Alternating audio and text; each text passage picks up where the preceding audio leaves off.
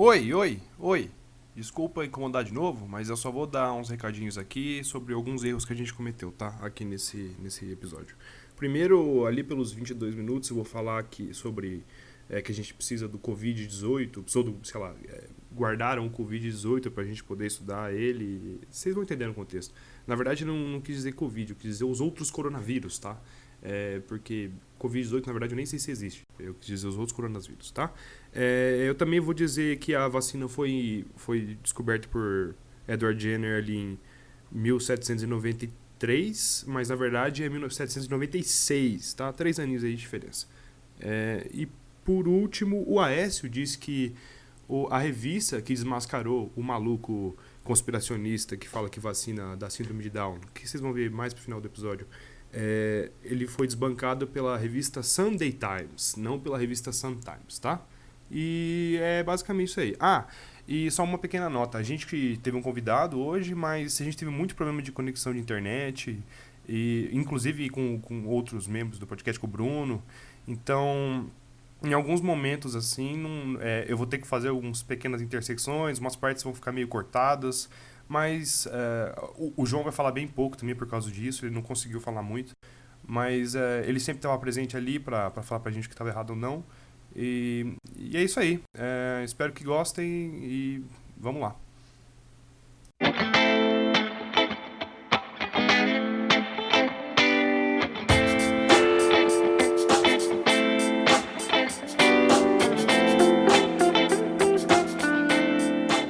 Diretamente das entranhas de Cronos, nós somos os Cronoclastas, ansiosos para pôr a casa abaixo. Eu sou S. Thiago e vacina não dói. E eu sou o Fernando Vicente. E qual é a melhor maneira de trazer uma vacina em 1803 da Europa para as Américas? A resposta é 5 órfãos. Puta que pariu. Eu sou o Bruno Alves e desejo uma boa noite a todos os vacinados e vacinadas que nos ouvem. Se você não se vacinou ainda, por favor, procurar um posto de saúde, meu querido. E agora a gente hoje vai estar com um convidado pela primeira vez. Tomara que teremos mais vezes outros convidados e também esse mesmo. Convidei um amigo meu que, já que o tema é vacina, né? É importante ter alguém que entende um pouquinho mais do que 3 historiadores. Então, João, se apresenta aí, por favor.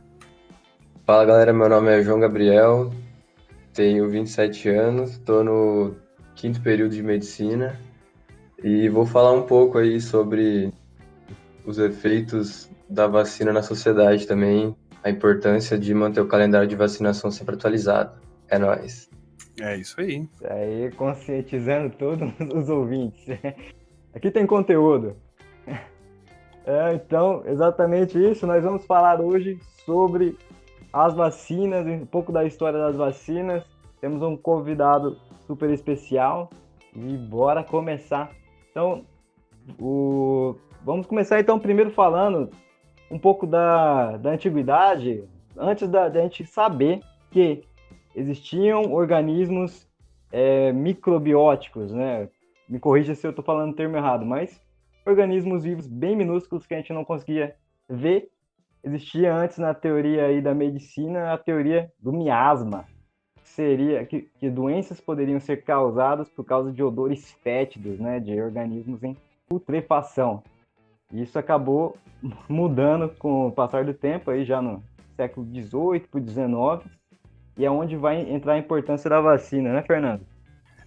Sim. Aí, mas falando disso aí que você tá falando, eu lembrei de um negócio que eu nem tinha notado na minha pauta, mas eu tava assistindo um vídeo, acho que anteontem, um canal do YouTube, dá uma procurada lá, Historical Foods, é uma coisa assim. É um cara que faz comidas de livros de receita antigos, né? E ele tava comentando que existe um ingrediente lá que chama garum, que na verdade é um fermentado de óleo de peixe, que tipo, eles falavam que cada alimento, cada coisa assim, ele tava falando desse garum, né? Sobre esse garum. Aí cada alimento, cada coisa assim, tem um efeito no seu corpo de 4 jeitos lá. Tipo, seria os 4 elementos, seriam os 4 chakras do seu corpo, assim. Não é chakra o termo certo, não vou lembrar agora. Mas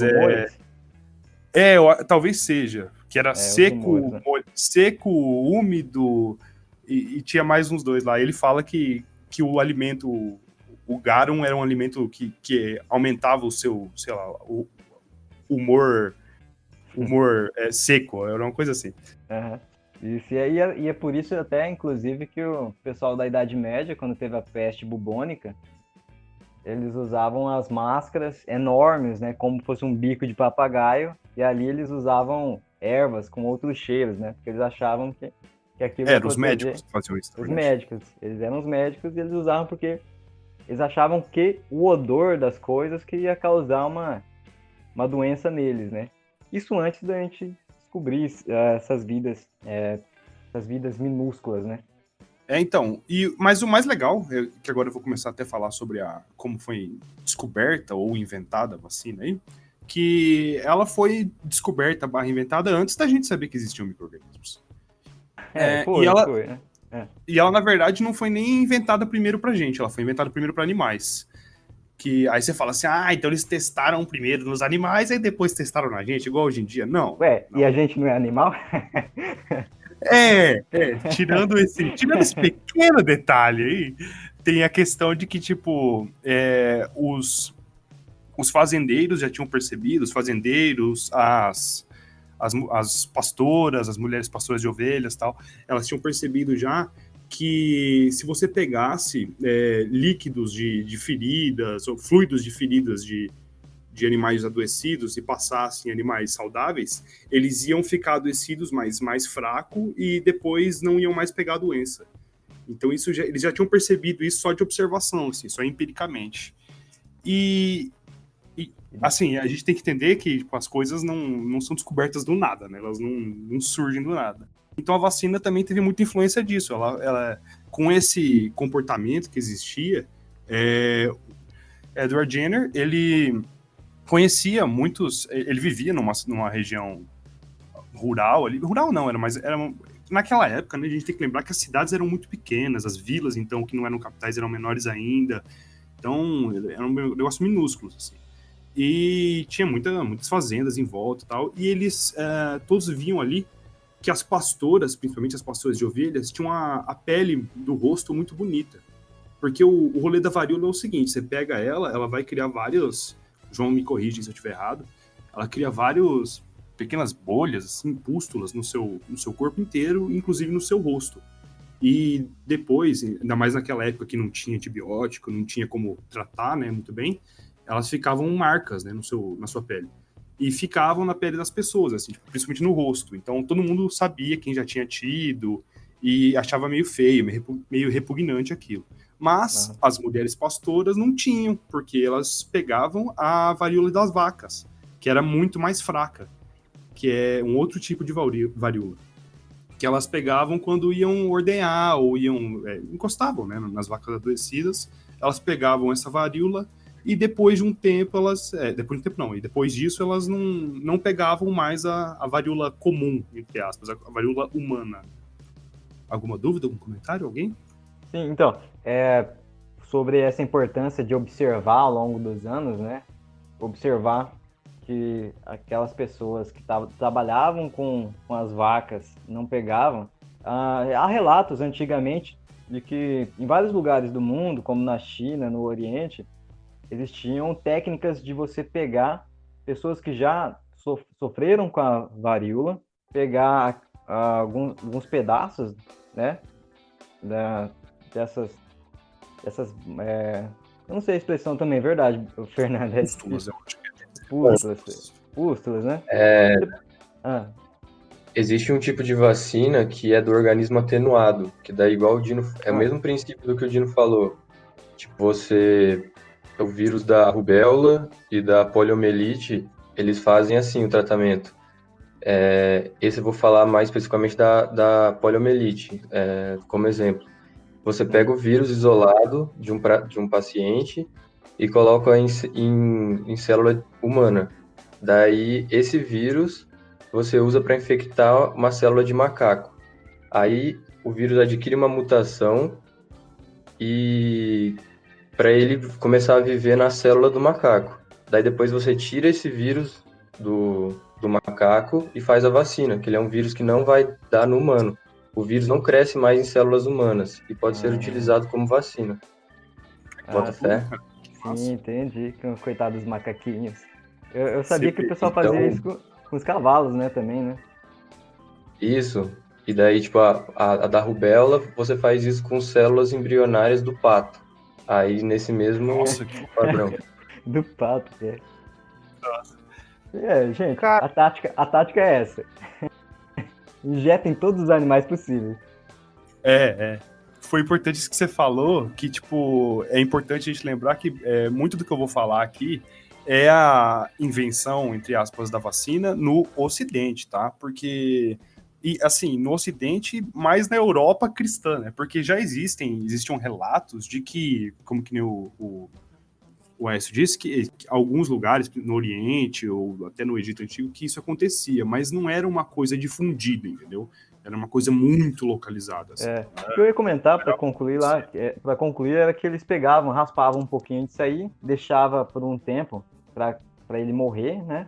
E aí depois eles passavam isso para outras pessoas, depois que já tinha passado o vírus ou que ele já tinha ficado mais fraco, passava para a pessoa cheirar, né, assim, e aí ela se infectava depois, posteriormente disso, não injetando diretamente na pessoa, né? Há relatos da antiguidade referente a esse tipo de tratamento de varíola. Sim, sim. Não, mas o tratamento que o Edward Jenner vai fazer é basicamente isso também. E ele vai, depois de observar e conversar com algumas pessoas, principalmente com algumas dessas pastoras, ele percebeu que elas tinham varíola uma vez só na vida, né? Mas a varíola delas só ficava nas mãos, assim. E era uma varíola mais fraca, porque elas tinham pegado das vacas, né? Então ele começou a pegar fluidos dessas pústulas das varíolas das mulheres e ressecar elas e fazer, não sei, acho que são incisões que ele fazia com elas e infectar, né? Mesmo com o De vírus certa forma, enfraquecido, infectar, né? Então ele enfraquecia o vírus, infectava as pessoas, e a primeira pessoa que ele testou foi um garoto de 8 anos, chamado James Phipps. E depois disso ele fez mais umas 12 vezes assim em outras pessoas e percebeu e foi fazendo assim com o tempo, né? E depois ele fazia isso e depois de um tempo ele tentava infectar com a varíola normal, né? E não pegavam. Então ele descobriu que deixavam as pessoas imunes. E parte importante dessa descoberta dele é que ele era um cara que era muito ligado também com o estudo da anatomia animal. Então ele tinha uma compreensão de que eles não eram tão diferentes assim da gente, que talvez isso pudesse ser plausível, né? Não fosse uma coisa maluca. E até por isso que ele testou, né? e daí que meu nome vacina, né? Vem de vaca. Exatamente. E detalhe, eu não falei, né? Mas isso foi em 1803, tá? Ah, não, perdão. 1700 e... Meu Deus. 80 por aí, 90. Final do século 1793, XVIII. eu acho. Acho que é 1793, eu não vou lembrar certinho agora. E assim, a gente fala de varíola, a gente fala, varíola e tal. Deve ser tipo catapora, então, já que ele falou que são umas pústulas assim, some depois. Não, você não tá entendendo. Varíola é a doença que mais matou na história da humanidade. Ela matou de 300 a 500 milhões de pessoas.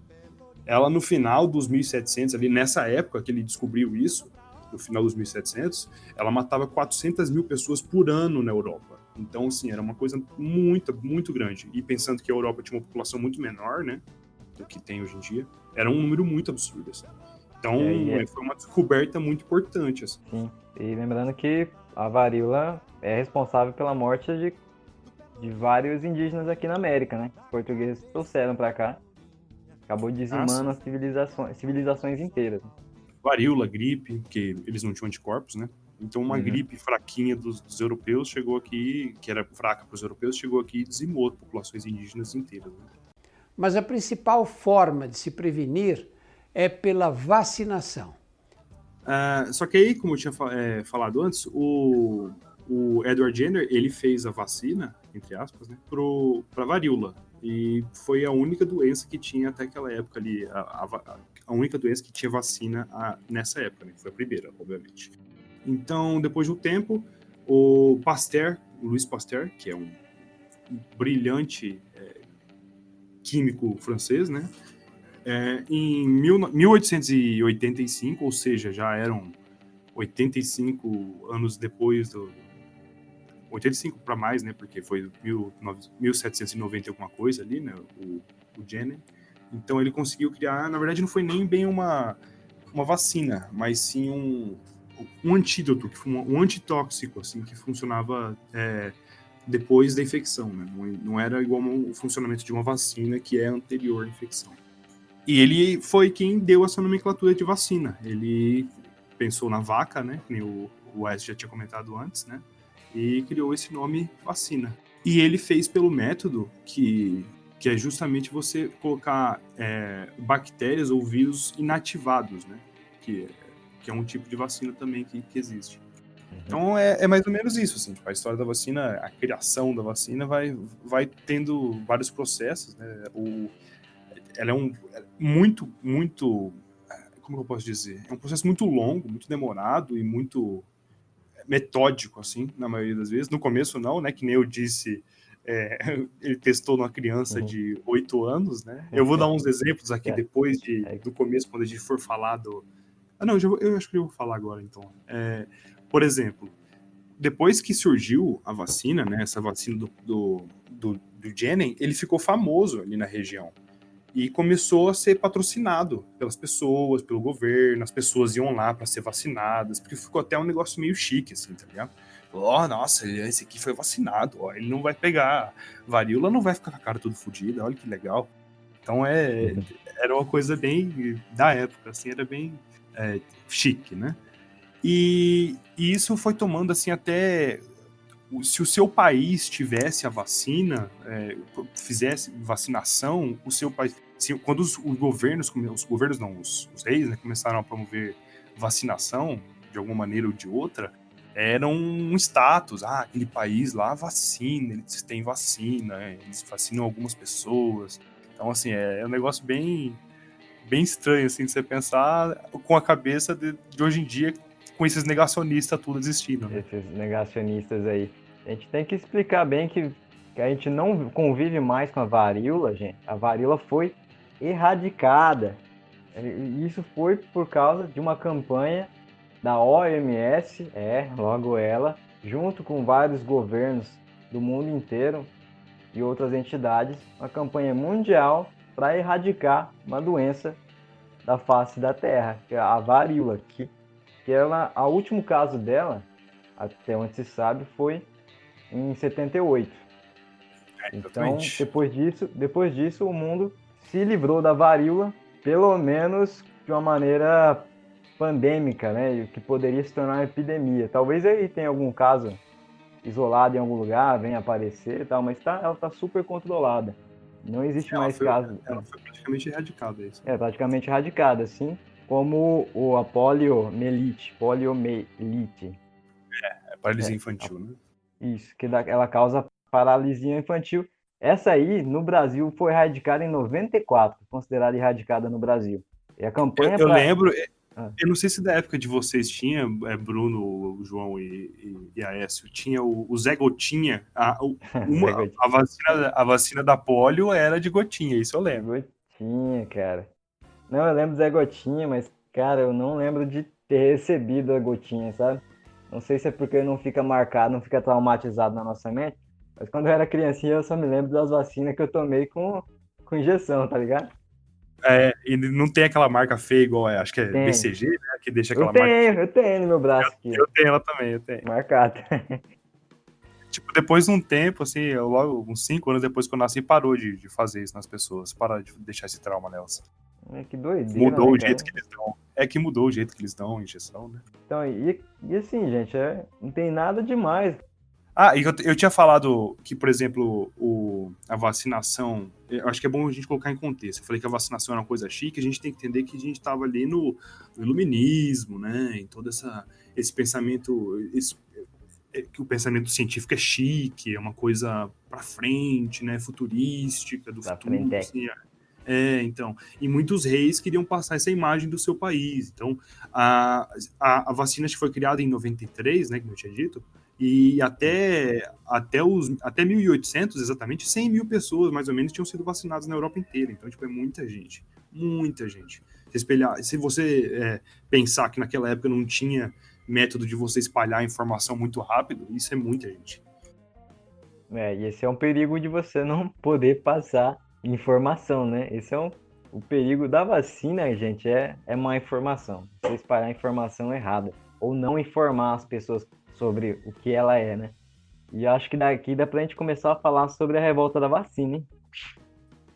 Então, mano, antes de eu entrar nessa coisa da revolta da vacina, né, eu queria falar um pouquinho da erradicação da varíola.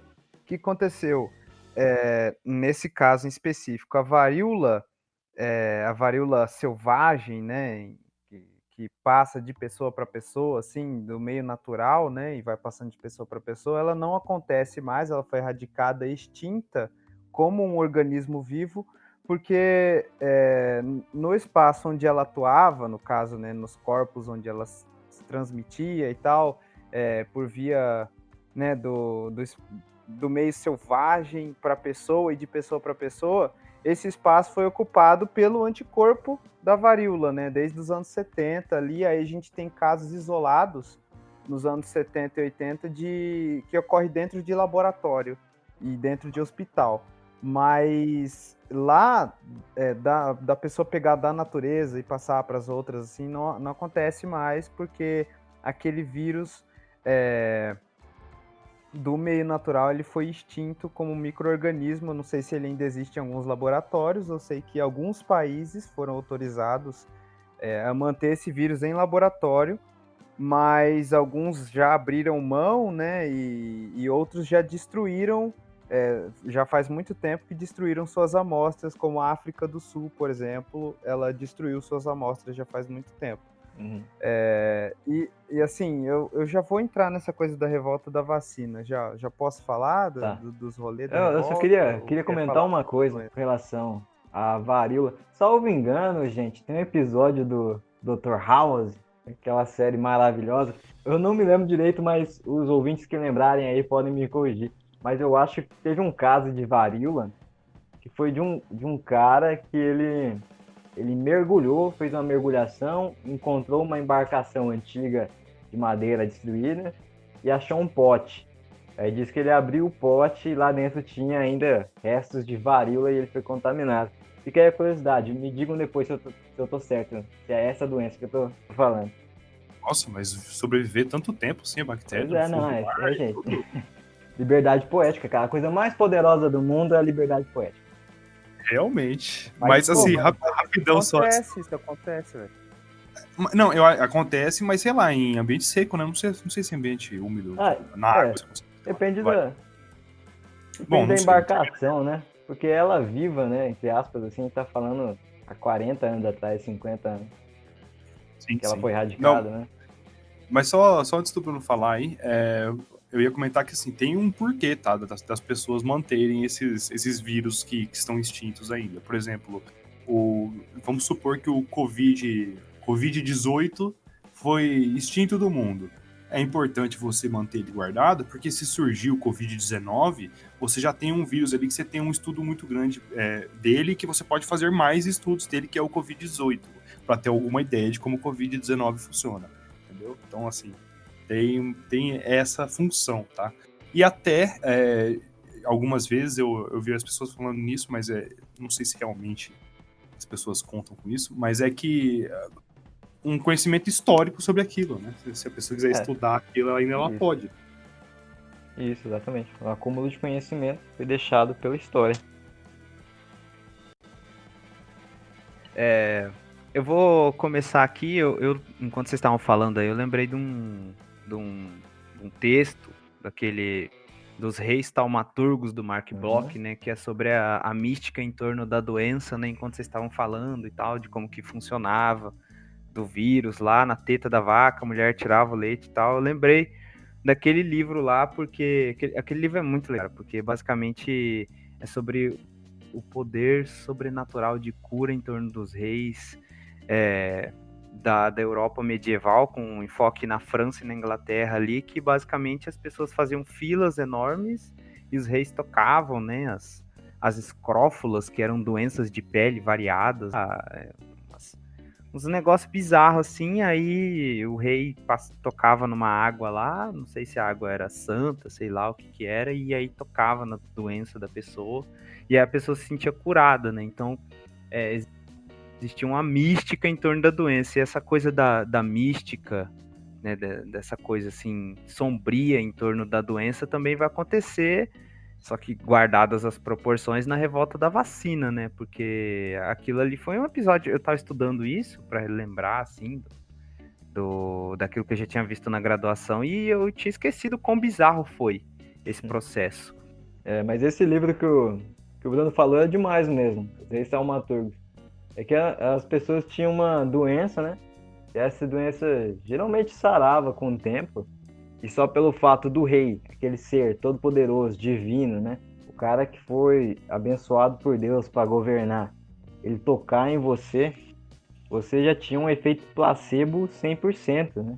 Você se sentia melhor na hora, e com o tempo aquela doença realmente passava. Daí as pessoas achavam mesmo que o rei tinha um poder divino de curar pelo toque. E assim, se funcionar, foi porque o rei tocou em você. Se não funcionou, é porque você não teve fé. É coaching agora, pô? Parece que. Não, mas era isso. Ó, se você falhar, a culpa é sua. infalível isso daí, né, mano? Não, mas eu tava. Aquilo que o Bruno tava falando da água, eu acho que era que, tipo, os reis cansavam de ficar lá e eles só encostavam na água e aí as pessoas só iam lá e se encostavam na água depois, entendeu? Que aí o rei não precisava ficar lá. Acho que era um rolê assim. Continue, cara amigo Bruno. Bom, eu vou tentar começar aqui a coisa da revolta da vacina, né? Esse episódio bizarro aí da história brasileira. Bom, eu vou começar dessa revolta da vacina a partir de uma figura histórica, né? O Doutor Oswaldo Cruz, né? Que todo mundo conhece aí por nome de instituto, por nome de rua, prédio público e o caramba 4.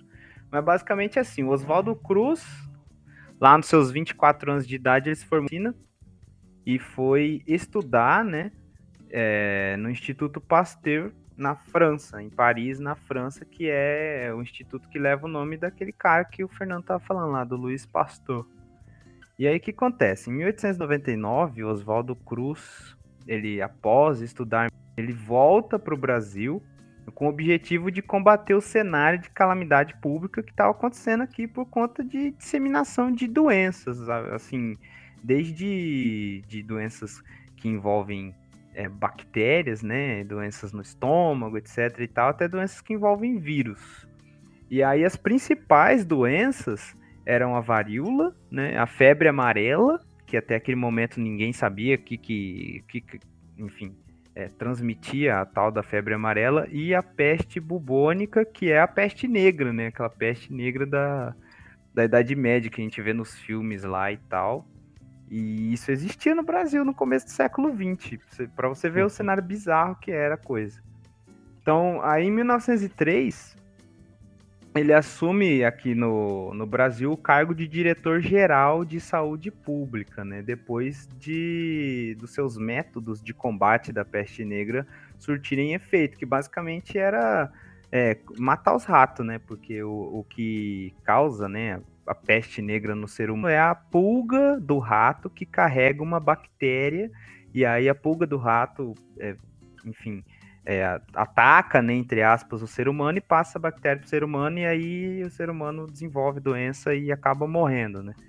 E aí, cara, esse período é muito legal, porque basicamente, assim, legal no sentido da agora, né? Naquela época era horroroso, porque os caras, inclusive o Oswaldo Cruz, ele fez campanhas, ele oferecia dinheiro para as pessoas que matavam os ratos e levavam, né, pros prédios públicos de saúde, e aí ele trocava basicamente os ratos por réis. O governo naquela época oferecia cerca de 300 réis por um rato, de preferência morto, né? Só que aí tem os problemas da corrupção, né? Porque algumas pessoas criavam ratos para matar esses ratos e vender para o governo.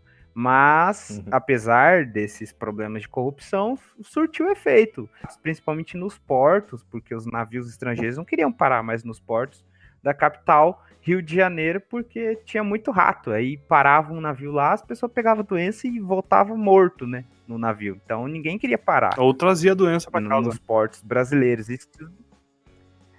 A situação aqui era tão horrorosa que as pessoas tinham medo de vir pra cá e morrer no porto mesmo. O bagulho era bizarro. E aí eles conseguiram combater, né? O Oswaldo Cruz, com a sua política de combate dessas pragas, ele conseguiu exterminar os ratos dos portos. E aí ele assumiu o cargo de diretor-geral de saúde pública. E aí, nesse contexto, em 1903, ele viajou para Havana, Cuba. Né? Ele foi para Cuba para estudar uma forma ali de erradicar a epidemia de febre amarela, que ainda acontecia no Brasil, porque, enfim, ele usou, né, dos seus sucessos obtidos no combate dos ratos lá para fazer essa viagem para tentar combater a outra doença, né, que era a febre amarela. A peste bubônica ele estava conseguindo controlar já. Então ele era comunista, ele foi para Cuba?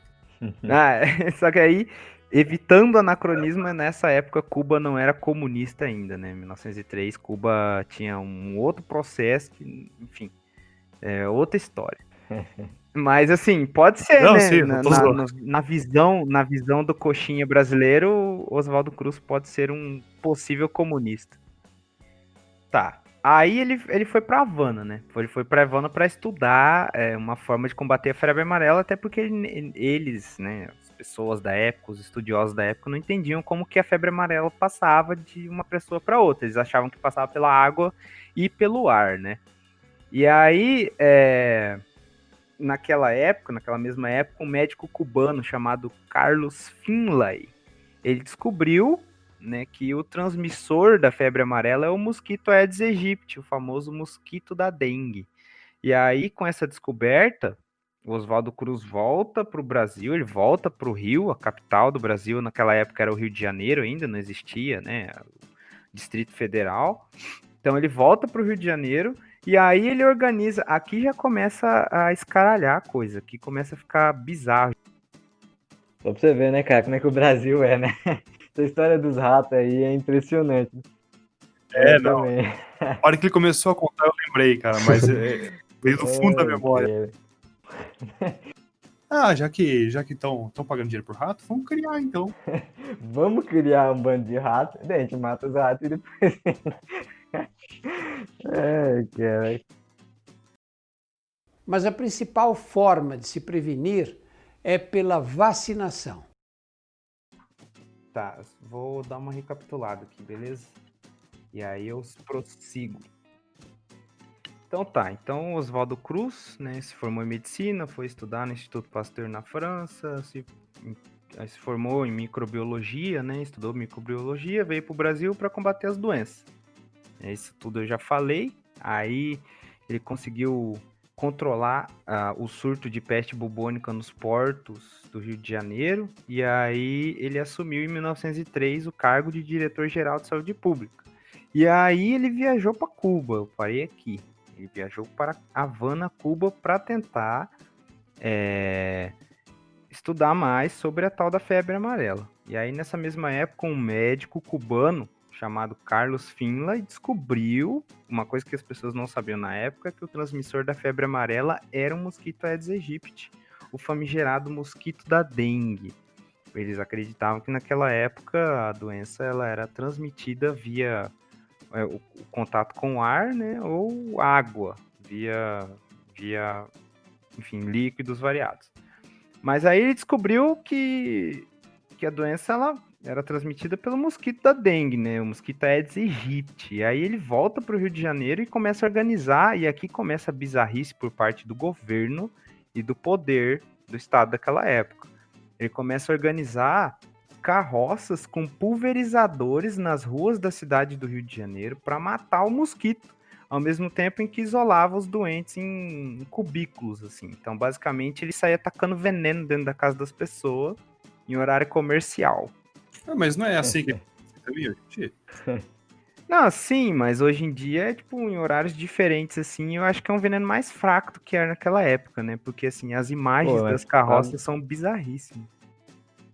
Mas a gente sabe mais ou menos o que é, né? Agora imagina os caras chegar do nada com a carroça, tacando fumaça e, e tirando gente da rua pra colocar no lugar escondido que ninguém vê. Cara, gente, vai me matar com isso aqui, né? Sim, aí, olha só, hoje em dia é lugar comum essas coisas. Aí você imagina no começo do século XX, na cidade do Rio de Janeiro, capital do Brasil, metrópole, imagina o que era esse movimento naquela cidade daquela época, no centro do Rio de Janeiro. Imagina a reação das pessoas a esse tipo de comportamento por parte do órgão público, né, que não estava fazendo nada e de repente começa a tacar veneno nas casas das pessoas. Mas eu gostaria de perguntar aos senhores se vocês estão acompanhando o meu raciocínio até aqui, né? Sim, Até aqui acompanhando. começou, aqui tá de boa ainda a bizarrice, mas Tirar a parte do rato, né?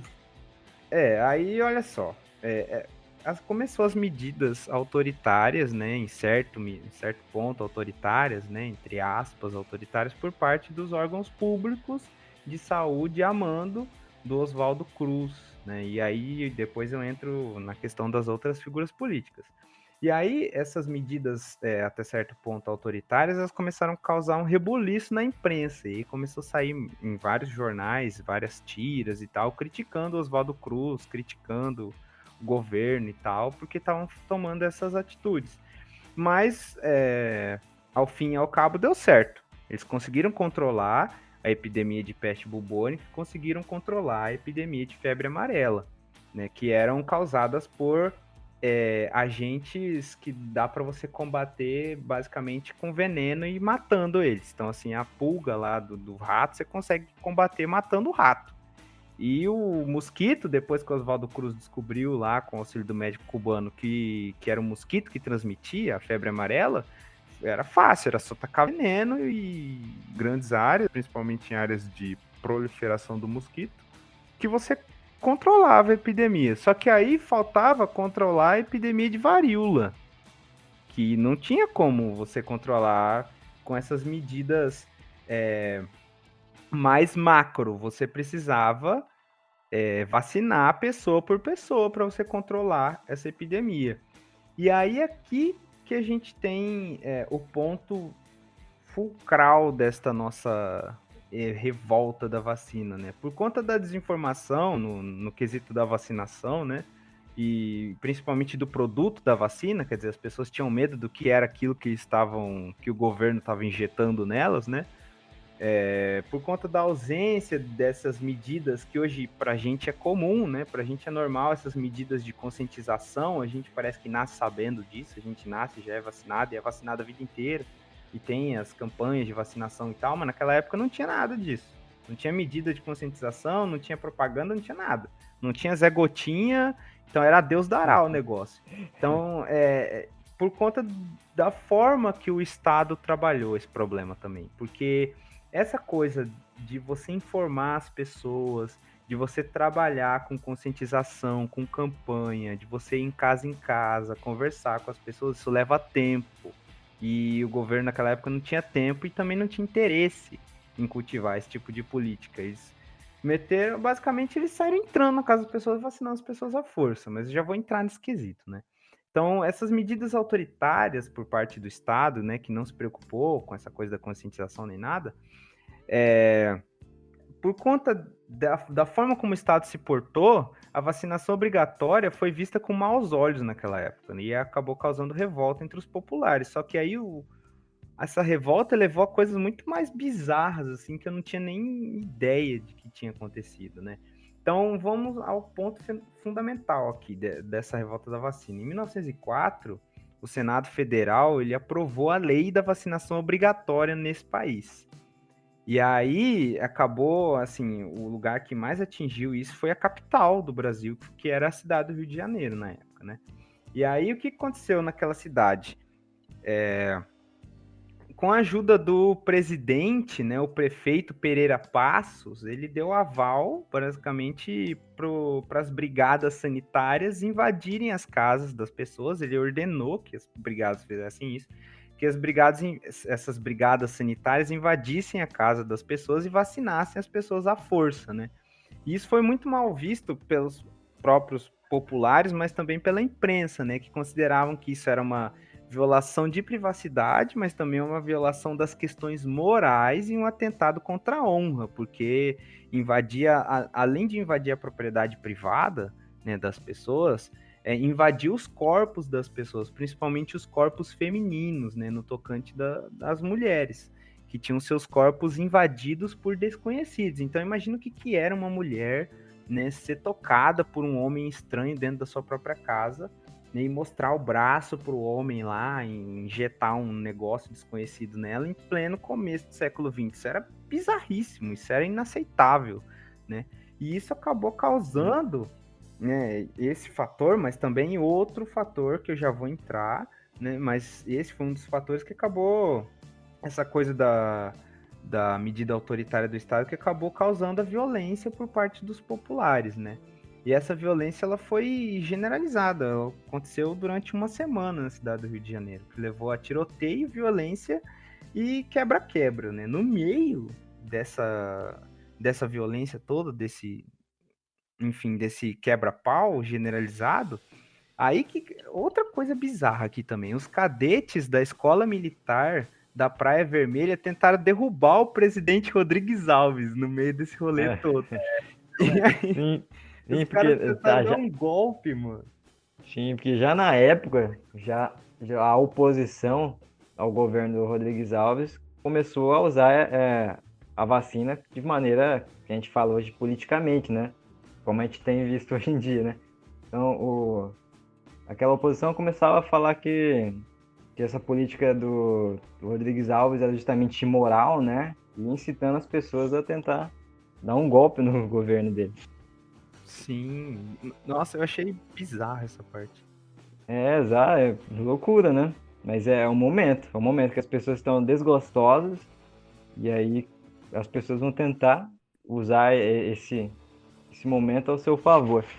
E o Rodrigues Alves, só para terminar com a história desse cara, esse cara que foi presidente do Brasil, ele foi reeleito presidente alguns anos depois, só que veja só o karma, né?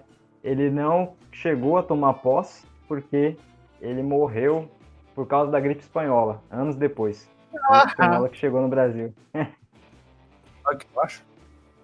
Eu acho é pouco. Eu achei. Cara, eu não sabia disso daí não, mano. Sério mesmo. Que bizarro, velho. É o mesmo cara, tá vendo? Karma, né, cara? Bizarríssimo, mano. Aí o Rodrigues Alves, depois dessa, enfim, no meio dessa violência generalizada, o pau quebrando, as pessoas destruindo tudo e tal, e aí os militares tentando dar um golpe nele, ele decretou estado de sítio, né?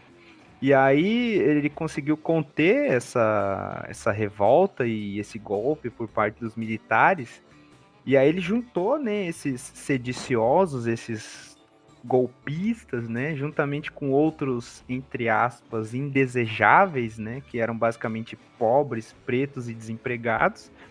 E ele juntou todas essas pessoas que, enfim, participaram, né, ou às vezes não tem como saber certamente se todas as pessoas participaram, mas juntou essas pessoas indesejáveis, né, e esses golpistas e as pessoas que participaram da revolta, juntou essas pessoas e levou para o Acre, mandou para o Acre, para elas participarem de jornadas de trabalho forçado, que é basicamente escravização. Mandou essas pessoas para serem escravizadas lá no Acre, cerca de 461 pessoas no final dessa revolta foram parar no Acre para ser escravizadas, isso no começo do século XX no Brasil. Então, diante de tamanha, assim, não sei uma palavra para mensurar esse rolê todo, mas depois de uma semana de destruição dos prédios e dos espaços públicos, aquela lei de vacinação obrigatória ela é revogada. E aí, no meio disso tudo, outro ponto interessante, que foi um ponto fundamental também, que levou a essa revolta da vacina, o presidente, né, o Rodrigues Alves, junto com o prefeito Pereira Passos, levaram à frente um planejamento de urbanização na cidade do Rio de Janeiro, visando o alargamento, né, das vias públicas e o afastamento das casas na capital do estado. do Rio, né, e capital do Brasil também, porque ali na região central da cidade as casas eram muito juntinhas, né, as casinhas, elas eram habitadas por pessoas pobres, né, por pessoas trabalhadoras, pobres, de baixa renda, não era o centro como a gente entende hoje, era um centro bem com Cortiço. ruas, com cortiço, com ruas bem Uhum. estreitinhas, então assim facilitava muito o contágio dessas doenças entre as pessoas. E ali, no centro da cidade, aquele centro era muito mal visto pelos elementos externos, né? Pelas pessoas que vinham de fora, pelos turistas, por aqueles que viajavam, que passeavam e tal. E aí o presidente, junto com o prefeito, eles perceberam isso. E aí eles levaram a cabo um processo, né, uma política ali que eu chamo, né, de uma política de limpeza social. Basicamente, assim, eles tiraram do centro da cidade os pobres e os pretos. E aí, com a justificativa de fazer esse planejamento de urbanização, levando em consideração esse estado de calamidade também da saúde pública. E aí, é importante considerar que as pessoas que foram expulsas dos centros eram as pessoas pobres, que elas habitavam ali aquele centro de maneira precária. E aí, assim, basicamente não tinha planejamento também para tirar essas pessoas dali. Então, o que aconteceu? A pessoa saía para trabalhar de manhã, e aí ela voltava no final da tarde para casa, tinha lá uma ordem de despejo na porta da casa dela, ela tinha aquele dia para sair, porque no outro dia eles iam demolir tudo. Então assim, imagina o que era você sair para trabalhar, voltar à sua casa, tá lá com uma ordem de despejo e ela vai ser demolida, É, uma questão de falar um que você dia não ou vai. dois. Falar que E você a... morando ali, né? E depois falar que você não pode mais morar ali, você vai ter que sim, buscar outro lugar. sim, É então um assim, pro- não tinha planejamento nenhum a Não é como coisa se ele assim. tivesse te tirado dali e falado, não, olha, vem cá, a gente vai te dar um lugar pra morar, tal, vem pra cá. Não, tiraram de lá e falaram, Nada, se ferra aí, cara. E aí que surgem as largado. favelas, né? É, Sim, favelização, né? Processo de favelização. então, assim, são elementos considerados pelo governo da época ou elementos indesejáveis, né? Elementos que podem ser marginalizados muito facilmente. Então, tiraram essas pessoas do centro, destruíram suas casas, e aí essas pessoas tiveram que buscar abrigo, tiveram que construir suas casas em locais irregulares, né? Que eram áreas periféricas da cidade do Rio de Janeiro, morros principalmente. E aí, como o Fernando falou, deu início às favelas, né? Essa política de limpeza social que eu considero assim uma política extremamente grotesca, né, historicamente falando assim, e deu Né? origem a um problema muito grave até hoje, né, Sim, que grave e que se repete, acaba se repetindo sempre. Teve um exemplo da Copa, né? A Copa recentemente também tirou algumas casas de alguns lugares para poder fazer algumas reformas para o evento da Copa no Brasil. E mesmo na década de 60, 50, 60, por aí, no Rio de Janeiro, também teve outro projeto, já encabeçado pelo o Carlos Lacerda, que foi governador da Guanabara, também de tirar pessoas de certos lugares do centro da cidade e jogar elas para outro lugar mais longe, lá na periferia. Processo de favelização. O importante a dizer é que se a pessoa está vivendo na periferia, em local insalubre, não é um procedimento de todo natural, né? Não foi que ela chegou e já todos os espaços do centro estavam ocupados. Não, aqui no Brasil, essas pessoas foram tiradas de lá, conscientemente. Elas foram obrigadas a sair de lá e ir para fora do centro, onde estão os recursos melhores para se viver. Processo de higienização social, né? E sim, bem elas falar, foram expulsas mesmo. Acontece, por foram exemplo, expulsos. em muitos lugares, em muitas cidades, você vê aquela, eu não lembro o nome do tipo de arquitetura ou engenharia, que eles colocam pontas, coisas pontudas, barras de ferro para os mendigos, moradores de rua não conseguirem deitar nos locais. Aí, tipo, você afasta eles de ficarem naquela região. Então, são medidas de higienização social. Né? Sim. Só que, Então assim, a assim, gente me corrija se eu estiver errado, mas o que eu imagino, essas pessoas, a grande maioria, não tinham o mínimo de funcionamento, conhecimento de como funcionava uma vacina, né? Não tinham. Então, assim, não houve nenhuma preocupação por parte do poder público em explicar também. Então, assim, só para eu fechar essa coisa da revolta da vacina, eu vou para explicar esse movimento dos sediciosos, né, que destruíram e tal a cidade durante uma semana. Então, para explicar em termos gerais a revolta da vacina, eu colocaria dois fatores, né? Enfim, o primeiro deles foi a vacinação forçada, né, das pessoas, e o segundo foi essa política de expulsar as pessoas dos centros, né, da cidade e colocar essas pessoas nas áreas periféricas, né, destruir a casa das pessoas e tal. Então, esses dois fatores podem ser resumidos enfim, numa só questão, que é a violência por parte do poder público, que não se importou em dialogar com essas pessoas. Basicamente, tratou essas pessoas como animais, e expulsou essas pessoas dos centros, né, jogou veneno nas suas casas e vacinou essas pessoas à força. Não teve nenhuma preocupação em explicar para essas pessoas o que estava acontecendo. Então é por isso que essas pessoas se revoltaram, né? Se foram às ruas e destruíram as coisas. E aí o saldo de pessoas feridas, mortas e tal, foi alto, né? E também de coisas destruídas.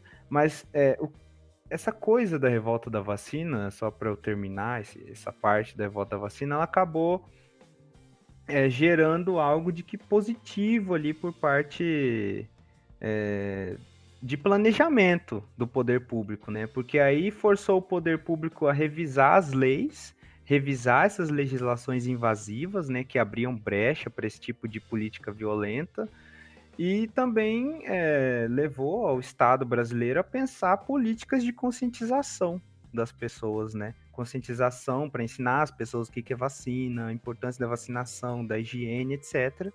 E também pensar práticas menos invasivas. E aí, com o decorrer do tempo, basicamente a vacinação ela não precisa mais ser forçada, né? As pessoas não precisam mais ser obrigadas. Ela se tornou algo como que espontâneo, assim.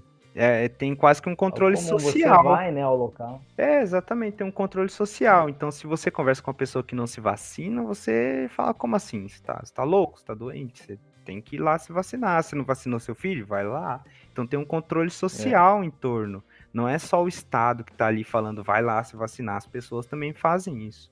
Antigamente, não. Desse período que a gente tá falando aqui, não tinha nenhum nem outro. O Estado não explicava e as pessoas também não tinham a mínima ideia do que estava acontecendo. Então, por isso que aconteceu a violência.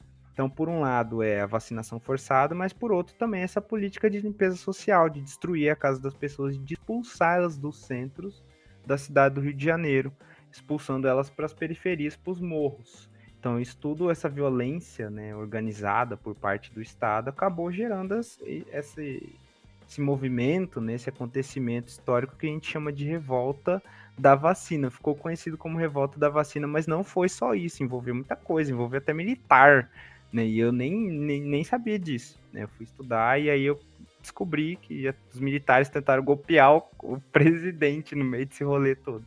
Mas basicamente é isso. A tradição do Brasil, né?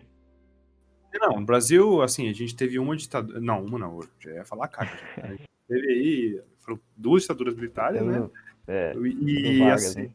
né? Não, aí se você for pensar na República, então são três, né? Tá, a gente teve algumas ditaduras. Não, tem um período inicial com os militares do poder, né? Período do começo da República, né? Exato. Então, depois do Vargas. A gente teve alguns períodos governados por militares, mas tentativa de golpe a gente teve várias tentativas. Então é uma tradição dos militares do nosso país. Esse ideal patriótico de golpear a democracia. Quer dizer, nem sempre a democracia, né? Já foram outros sistemas de governo. E por enquanto a gente está no recorde. Nossa democracia agora atualmente está maior. Desculpa, né? Estou enrolado. É a que está durando por mais tempo agora. A democracia que nós estamos vivendo agora é a que está durando por mais tempo. Esperemos que ela dure ainda mais. Eu não sei, não. Mas a principal forma de se prevenir é pela vacinação. Então, assim, João, a gente estava comentando aqui sobre a revolta da vacina, né? E a gente percebeu que muita coisa aconteceu por falta de informação, né? E como a gente está vendo aí uma volta dessa desinformação e dessas pessoas anti-vacina, né? Que muitas vezes não é nem só por desinformação, é mais por uma ideal político, né? Explica aí pra galera como é que funciona uma vacininha. No corpo existe dois tipos de resposta imune. A resposta imune adaptativa e a resposta imune inata. A inata é a primeira. Ela não gera memória no nosso corpo. Ó, eu conversei com o João aqui e com isso ele quis dizer memória imunológica, tá? No caso da vacina, a gente vai ativar a nossa resposta imune adaptativa por meio das células B, dos linfócitos B. Aí eles vão produzir anticorpos. A vacina, aí quando esse vírus aparecer lá de novo, esse anticorpo vai reconhecer esse vírus e vai fazer a resposta imune vir mais rápida. Deu pra entender?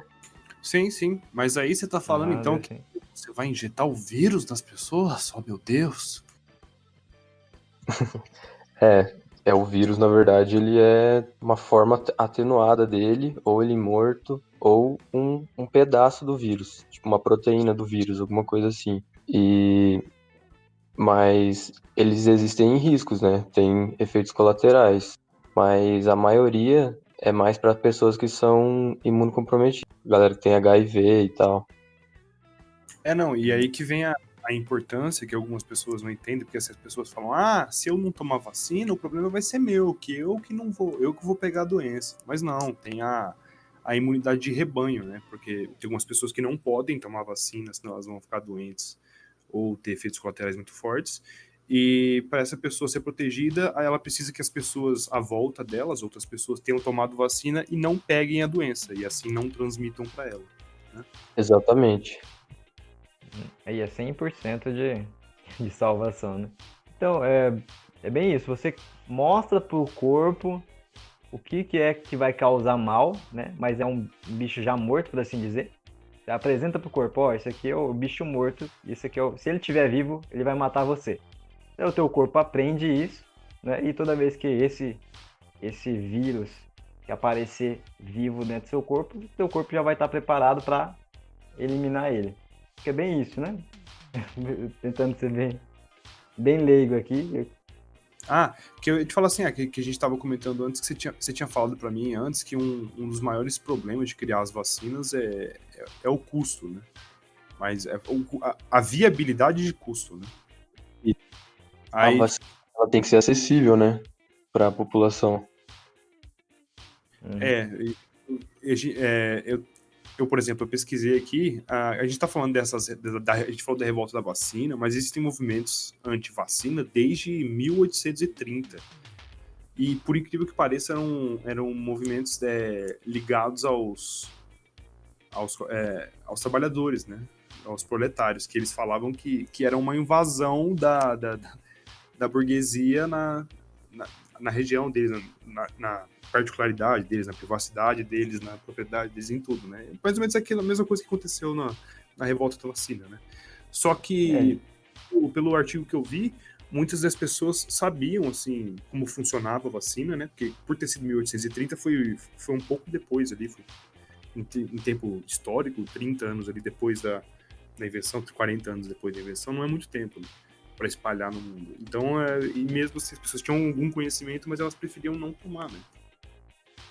Sim, era uma informação nova, né? Uma informação nova chegando. Eu falo assim, ela sabia que funcionava mais ou menos, né? Porque, tipo, nem Mas não tinha muita experiência com ela, né? Eu sabia muito bem como funcionava, só sabia que funcionava, entendeu? Isso que eu quero dizer. Tipo, eles sabiam que funcionava, mas eles não sabiam como funcionava. Porque, tipo, se até hoje em dia você ou alguém for tentar explicar como funciona uma vacina, às vezes pode se enrolar, entendeu? Imagina naquela época, então, a pessoa não tinha conhecimento nenhum, né? Ou quase. E também porque justamente não tinha experiência histórica de ver as pessoas se curando, se vacinando, né? Saber que aquilo é tudo normal. Era uma coisa totalmente nova, então era, de certa forma, era um pouco assustador saber. Então a pessoa, tô vivendo bem por enquanto, sem tomar vacina, vou continuar até o momento que ele pega alguma doença e aí Muita gente faz uns comentários anacrônicos também, né, cara? Você vai ver, por exemplo, as pessoas olhando o que acontece hoje, aí elas falam assim: ah, eu achava que as pessoas não eram mais burras desde a época da revolta da vacina. Lá as pessoas eram realmente É. burras e eu achava que não tinha como piorar, mas hoje piorou. Só que as pessoas não olham o contexto, né? Então não tinha explicação nenhuma, assim, as pessoas não tinham orientação e assim, o posicionamento do poder público foi um posicionamento violento. Então, ocasionou violência nas pessoas também. Então, assim, é uma coisa, é um ponto de vista anacrônico que deve ser combatido, assim, você entender que as pessoas que se revoltaram contra a vacinação naquela época eram pessoas estúpidas, assim.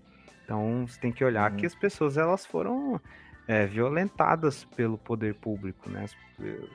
As tropas invadiam as casas das pessoas e forçavam as pessoas a se vacinar, querendo elas ou não.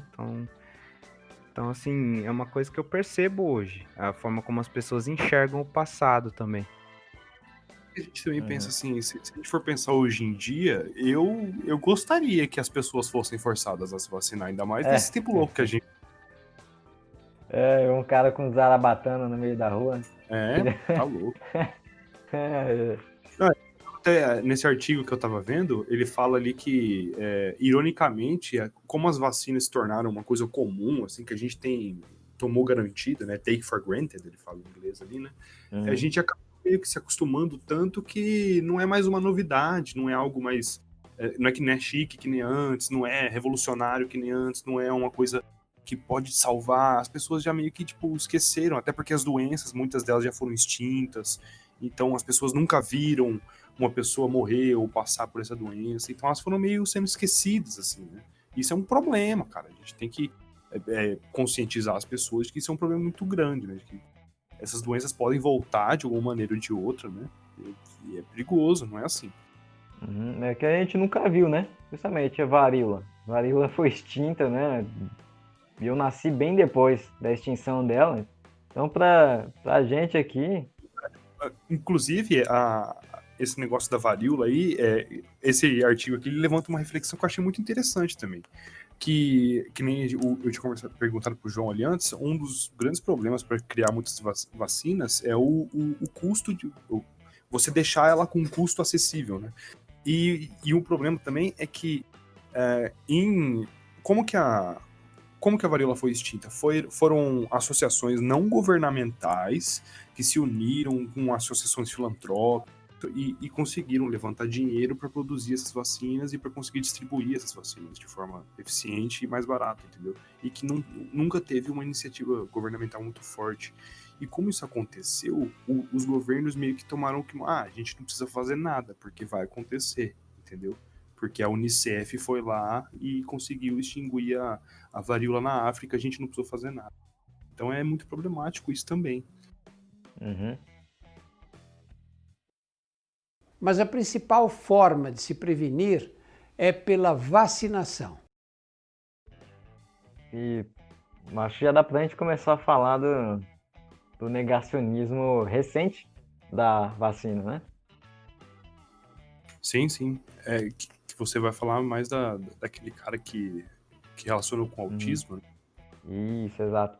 Então, apesar de todos os pesares com relação que nós mencionamos aqui da falta de informação, atualmente nós temos grandes campanhas de conscientização, só que a partir de um momento, no final da década de 90, para ser mais exato, em 1998, surge um artigo numa revista de medicina, a Lancet, de um cara chamado Andrew Wakefield.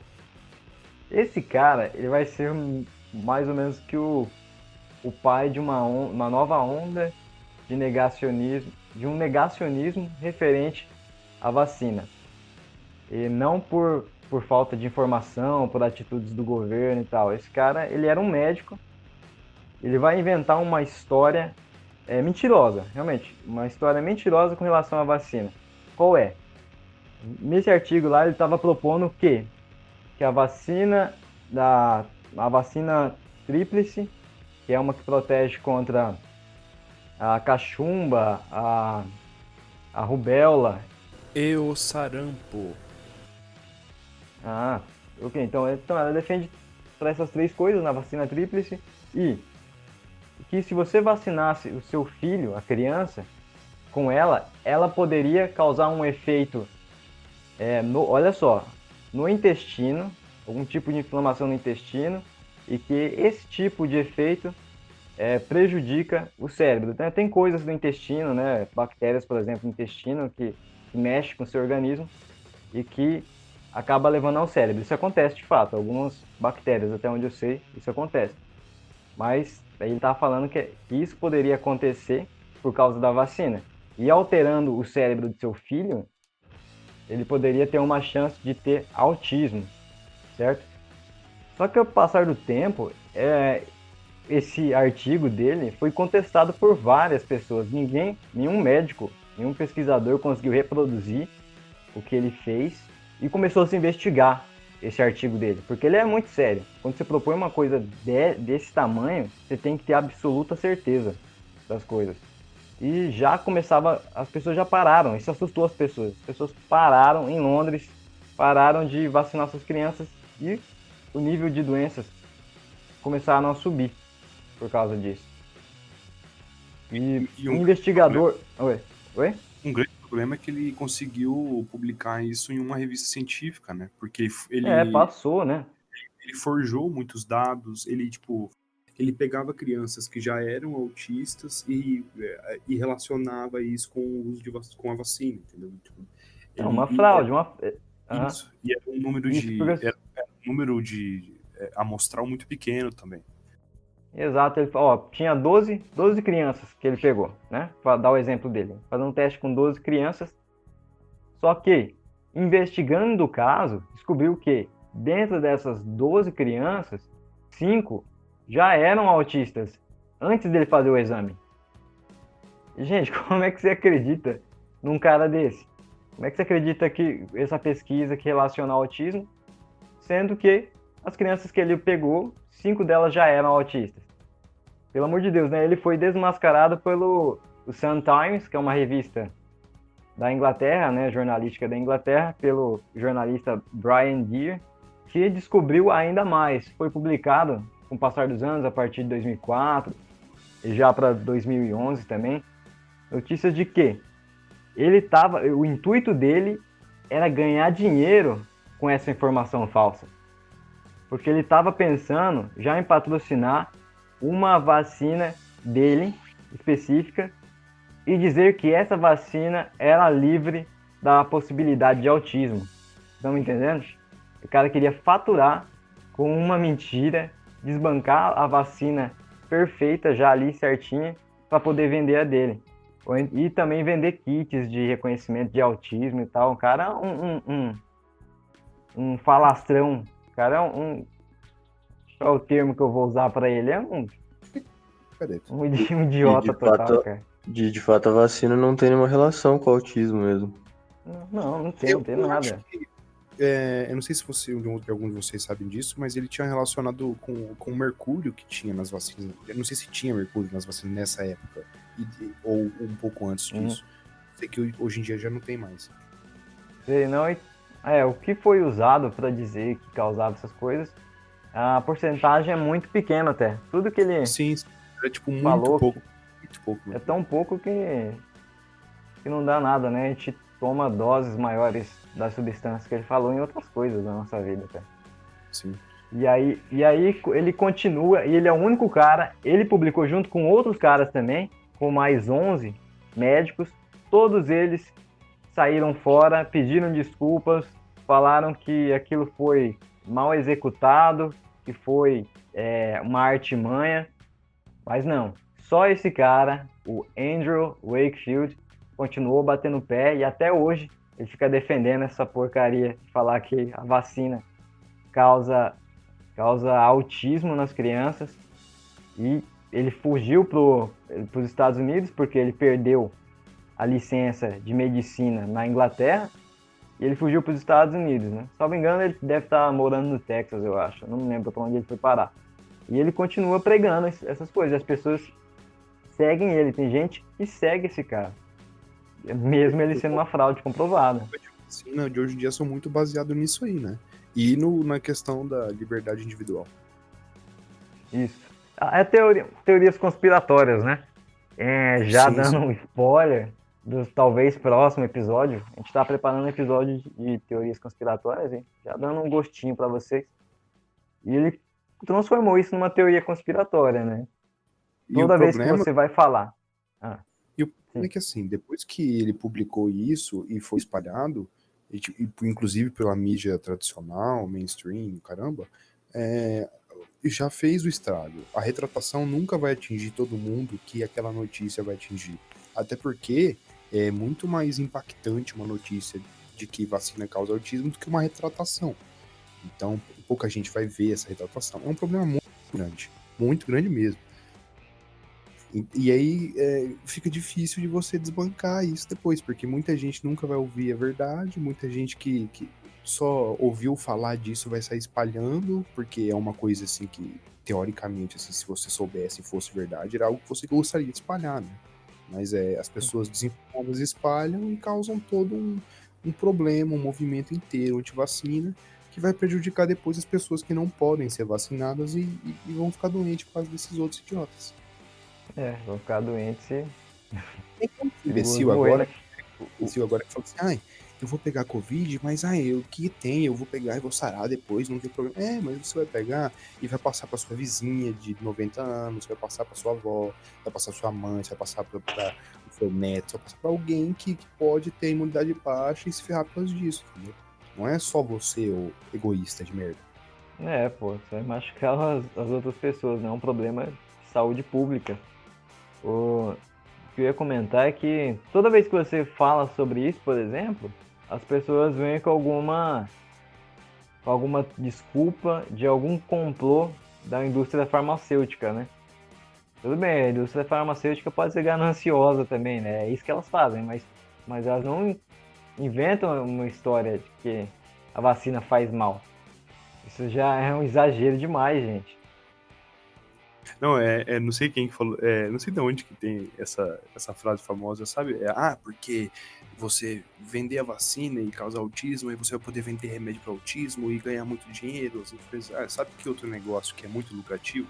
Pequenos caixões para bebês. Eu acho que até do Do House. É do House, Dr. House. Eu acho que da primeira temporada, inclusive. Fala isso mesmo. As pessoas entendem que sim, essas teorias também, as teorias da conspiração, também têm interesses econômicos, igual você mostrou aí essa última aí. O próprio Wakefield. Então. Ele queria ganhar dinheiro com isso e, de certa forma, continua ganhando, né? Ele continua fazendo palestra dele, ele faz filminho também, pseudo documentário por aí pra vender. Vai ganhando a vida. É foda. Nessas narrativas não são inocentes, gente. Olha, a primeira coisa que você tem que perguntar é: por que alguém vai afirmar alguma coisa de um complô gigantesco e que ninguém pode provar? Por quê? Só se pergunta por quê, pelo amor de Deus.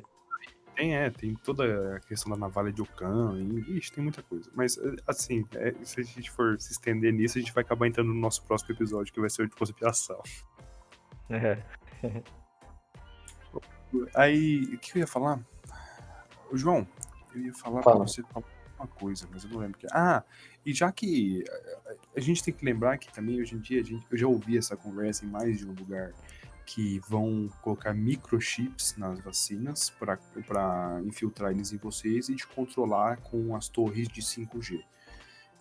Gente, por favor, não acreditem nisso. Se isso fosse verdade, eles já teriam dado um jeito de infiltrar isso em você. Não precisa ser no sangue, podia ser pelo sistema respiratório, se é nanochip, ele entra muito facilmente e do caramba, e já teriam te controlado, tá?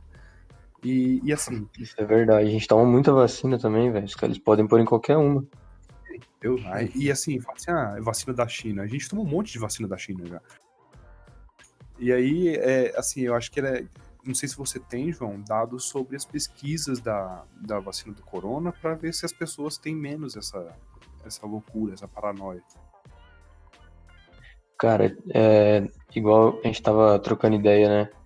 Que, assim, o principal problema dessas vacinas novas é que é muito difícil de provar a eficácia dela e a segurança, entendeu?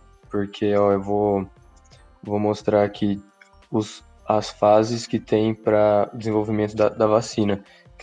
Se você até estava trocando ideia comigo também, perguntou como que é testado, né? Sim, Então, sim.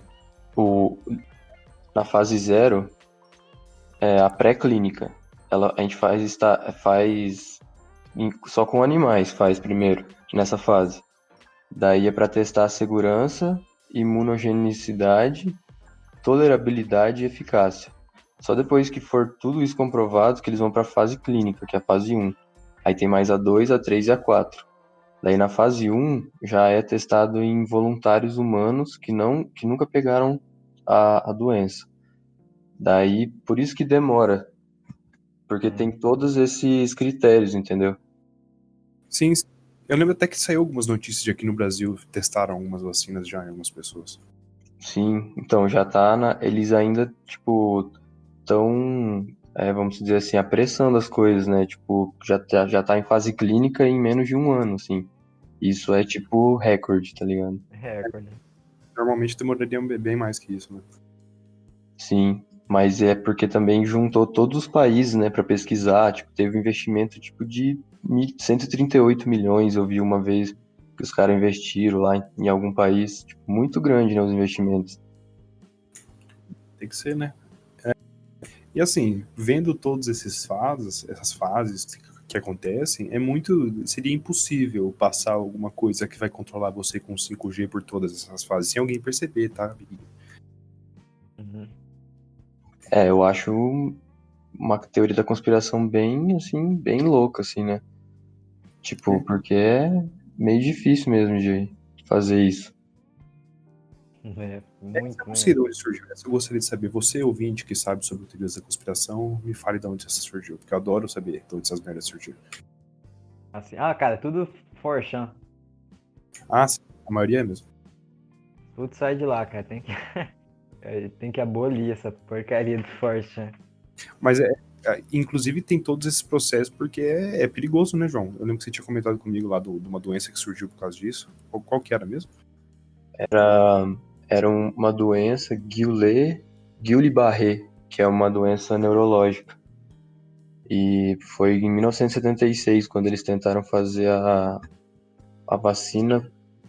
Eu tô sem meu celular aqui perto. Você lembra, Dino? Deixa eu pegar aqui no WhatsApp. Enquanto eu vou pesquisando isso, eu vou contar aqui uma historinha que eu tinha falado no começo do episódio lá. Como que é a melhor maneira de você transportar uma vacina em 1800 da Europa para cá, 5 órfãos? Porque foi exatamente assim que eles fizeram. Eles pegaram 5 órfãos, o rei espanhol lá mandou na expedição 5 órfãos, e eles foram infectando um, depois o outro, depois o outro, depois o outro, para chegar alguém aqui infectado e poder pegar líquido da pústula dessa pessoa infectada, para que, tipo, se você fosse trazer só um, ele ia sarar antes de chegar aqui. Ou o vírus ia morrer de alguma maneira. Então, é assim que eles conseguiram. Isso. E surgiu de uma experiência contra a febre suína, realizada em 1976. Isso, que era tipo uma gripe suína já naquela época. Aí os caras foram tentar fazer essa vacina da gripe suína e deu ruim, vamos dizer assim. Porque tipo, não sei, deu um efeito adverso e deu essa doença rara, Guillain-Barré, que é uma doença neurológica. Então, mas como eu disse, a grande dificuldade é você provar a eficácia e se é segura, porque é E muito, um não tem tanto estudo ainda. Mas eu não tô falando isso para desencorajar, não, eu tô só falando dados mesmo, entendeu? Não, mas que nem você disse, tá sendo produzido assim em tempo recorde, né? Então, quem sabe aí daqui a um tempo a gente tem uma vacina aí. É, Até até porque porque, até muitos porque desses. a gente tá evoluindo, né? Tipo, antigamente, tipo, não tinha nem luz, as coisas demoravam muito mais. Então, com a nossa tecnologia, provavelmente as coisas vão reduzir, né? Pra chegar mais rápido aí. Mas ainda tem empecilhos, né? Pra ver se ela é segura mesmo. Você sabe que estágio que estão alguma dessas vacinas aí ou não? Quê? Você sabe em que estágio que tá alguma dessas vacinas? Se já tá estágio 4, como você tinha falado ou não? Pera aí, eu tenho aqui uns artigos, deixa eu ver. Ah, sim, a vacina de Oxford, por exemplo, já tá testando em humanos, né? Então, não, a maioria dessas que a gente viu tá testando em humanos. Bom, então, quem sabe ano que vem aí a gente tem a vacina, né? Esperando já. Tô na fila. Não, nossa, levanta a bundinha e falou, É. pica aqui. É, é, Holandesa, russa, holandesa, americana, qualquer lugar. Só quero vacina. só quero a vacina pra poder sair de casa. Não, mas eu acho que é isso então, hein? E eu só vou falar mais uma coisa aqui, que tipo, a etapa mais longa do desenvolvimento da vacina costuma ser a fase 3, que tem uma observação mais extensa, com tipo milhares de voluntários, entendeu? Então, é nessa etapa que é para verificar a eficácia da imunização mesmo, para comparar com o grupo grande. Se eu não me engano, acho que algumas das vacinas do corona estão exatamente nesse estágio aí. Sim. Porque eu tô vendo algumas notícias de teste em várias pessoas. Então, Aqui, aqui mesmo, aqui já tá em fase 3 mesmo. essa vacina de Oxford, você falou que tá na fase 4, né? Então já há uma esperança nesse sentido aí? Falei que eu perguntei se estava na fase 4. Não, os testes clínicos aqui da de Oxford tá na fase 3. Ah, tá, entendi. Beleza. A fase 4, ela serve. Desculpa, a minha ignorância, ela serve pra quê mesmo? Tipo, porque aí a 3 são os testes em várias pessoas, né? Em massa, assim, tal. É a fase 4. Mais pessoas. Cara, a três vai ser a mais longa, né? E a 4 vai ser para testar também eficácia, segurança, tolerabilidade, aceitação, estratégias de vacinação e efetividade. Isso são os objetivos, né, da fase 4. Então é isso, se quiser ir Sim, finalizando aí. Então, beleza. Chegamos ao final de mais um episódio dos Cronoclastas. Obrigado a todos que chegaram até o final. Esperamos encontrar vocês de novo no próximo episódio. Ficamos por aqui. Continuamos esperando os Zeus vir aqui nos salvar. Então, até a próxima, galera. Falou! Falou!